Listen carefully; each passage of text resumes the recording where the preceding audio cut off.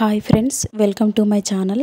ఈరోజు నేను ఈ వీడియోలో వెజిటబుల్ సలాడ్ని ఎంత సింపుల్గా చేసుకోవాలో చేసి చూపిస్తాను. ఇప్పటి వరకు మీరు మన ఛానల్ని సబ్స్క్రైబ్ చేసుకోనట్టయితే ప్లీజ్ మన ఛానల్ని సబ్స్క్రైబ్ చేసుకోండి. నాకు మీ సపోర్ట్ ఎప్పుడూ చెప్తూ ఉండండి.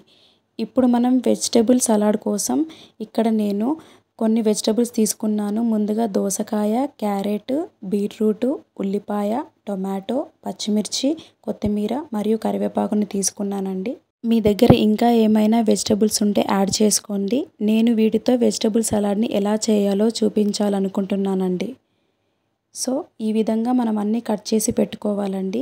కట్ చేసి పెట్టుకున్న ఈ వెజిటబుల్స్ మరీ చిన్నగా ఉండాల్సిన అక్కర్లేదండి. నేను చూపిస్తున్న సైజులో ఉంటే సరిపోతుందండి మన వెజిటబుల్ సలాడ్ కోసం. ఇప్పుడు వెజిటబుల్ సలాడ్ని ప్రిపేర్ చేసుకుందామండి. ముందుగా ఒక ప్యాన్ పెట్టుకొని మనకు సరిపడా ఆయిల్ వేసుకోవాలండి. ఆయిల్ వేడయ్యాక మనం పల్లీలను వాటిలో వేసుకొని వేయించుకోవాలండి. సో పల్లీలు అనేవి మన ఆరోగ్యానికి చాలా మంచివండి. పల్లీలు కాస్త వేగాక అందులోకి మనం కట్ చేసి పెట్టుకున్న మన పచ్చిమిర్చిని కూడా వేసుకోవాలండి.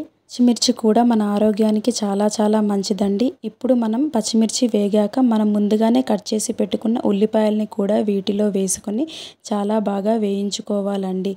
ఈ విధంగా ఉల్లిపాయల్ని మనం వేయించుకున్న తర్వాత మనం ముందుగానే కట్ చేసి పెట్టుకున్న మన క్యారెట్ని కూడా ఇందులో వేసుకోవాలండి. క్యారెట్ని ఎందుకు ముందుగా వేసుకోవాలి అని అంటే క్యారెట్ కాస్త గట్టిగా ఉంటుంది కాబట్టి మనం ముందుగానే వేసి వేయించుకోవాలి. క్యారెట్ మన హెల్త్కు చాలా ఇంపార్టెంట్ అండి. క్యారెట్ రెగ్యులర్గా తినడం వల్ల మనకు విటమిన్ ఏ చాలా పుష్కలంగా దొరుకుతుంది. విటమిన్ ఏ ఎక్కువగా ఉండడం వల్ల మన కంటికి చాలా మంచిదండి. మరియు స్కిన్కి కూడా క్యారెట్ చాలా ఉపయోగపడుతుంది. సో ఈ విధంగా నెమ్మదిగా కలుపుకుంటూ మన క్యారెట్ని వేయించుకోవాలండి. క్యారెట్ చాలా బాగా వేగాక మనం ఇందులోకి మనం ముందుగానే కట్ చేసి పెట్టుకున్న బీట్రూట్ని కూడా యాడ్ చేసుకోవాలండి. క్యారెట్ లాగానే మన బీట్రూట్ కూడా ఆరోగ్యానికి ఎంతో ఇంపార్టెంట్ అండి. బ్లడ్లో మనకు బ్లడ్ పర్సెంట్ చాలా తక్కువగా ఉంటే బీట్రూట్ మనకు చాలా బాగా యూజ్ అవుతుందండి. ఈ రెండు మగ్గించడం కోసం మనం ఇప్పుడు 2 నుంచి 3 నిమిషాలు మగ్గించుకోవడానికి మూత పెట్టుకోవాలండి. మూత తీసుకొని చూశాక కొంచెం చాలా బాగా మనకు కుక్ అయిపోయి ఉంటాయండి ఈ రెండు. ఇందులోకి మనం ముందుగా కట్ చేసి పెట్టుకున్న మన దోసకాయల్ని కూడా వేసుకొని చాలా బాగా కలుపుకోవాలండి. ఇవన్నీ మరీ ఎక్కువగా ఉడకనవసరం లేదండి. నార్మల్గా ఉడికితే సరిపోతుంది. సో దోసకాయలో మనకు 90% వాటర్ ఉండడం వల్ల మన ఆరోగ్యానికి ఎంతో మంచిదండి. సో నెమ్మదిగా ఇలా కలుపుకుంటూ ఉండాలండి. తర్వాత మనం వీటిని ఈ విధంగానే కలుపుకుంటూ మగ్గించుకోవాలండి. ఇందులోకి మనం ముందుగానే కట్ చేసి పెట్టుకున్న టొమాటో ముక్కల్ని కూడా వేసుకొని కలుపుకోవాలండి. చూడండి ఎంత కలర్ఫుల్గా కనిపిస్తుందో. సో ఈ సలాడ్ మన ఆరోగ్యానికి చాలా మంచిదండి. ఇలాంటి సలాడ్ని ఎప్పుడూ చేసుకుంటూ ఉండాలి. ఇందులోకి మనకి ఇప్పుడు సరిపడా ఉప్పును కూడా యాడ్ చేసుకోవాలండి.